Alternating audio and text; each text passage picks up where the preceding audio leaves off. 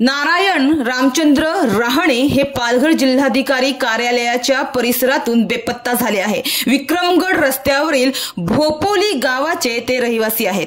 त्यांच्या कुटुंबियांनी या संदर्भात मनोर पोलीस ठाण्यात बेपत्ता झाल्याची तक्रार दिली आहे। तर याबाबत मिळालेली माहिती अशी की 22 तारखेला पालघर येथे जिल्हाधिकारी कार्यालयातील बिरसा मुंडा हॉलमध्ये घरकुल योजनेचा कार्यक्रम राबविण्यात आला होता। त्यावेळी नारायण रामचंद्र रहाणे हे सुद्धा त्या कार्यक्रमाला गेले होते। मात्र कार्यक्रम उशिरा सुरू झाल्याने ते संपण्यास संध्याकाळ झाली होती आणि त्याच दरम्यान नारायण रहाणे हे बेपत्ता झाले। आज 4 दिवस झाले आहे तरी त्यांचा काही थांगपत्ता लागलेला नाहीये।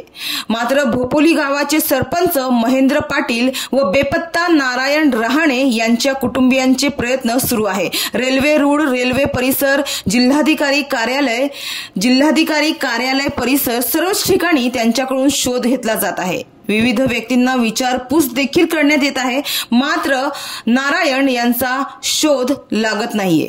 आजही मंगळवारी सकाळपासूनच सरपंच महेंद्र पाटील आणि इतर लोकांकडून नारायण रहाणे यांचा शोध घेतला जात आहे। तर जिल्हाधिकारी कार्यालय भरपूर मोठं आहे आणि ते जरा गजबजलेल्या पालघर शहरापासून बाहेरच्या ठिकाणी असल्यानं पटकन नारायण रहाणे यांना अंदाज आला नसेल आणि ते रस्ता चुकून कुठेतरी वेगळ्याच ठिकाणी निघून गेले असेल असा अंदाज व्यक्त करण्यात येत आहे। तर या नारायण रहाणे यांच्या अंगावर जो टी-शर्ट आहे त्याचा कलर पांढरा आणि निळा आहे।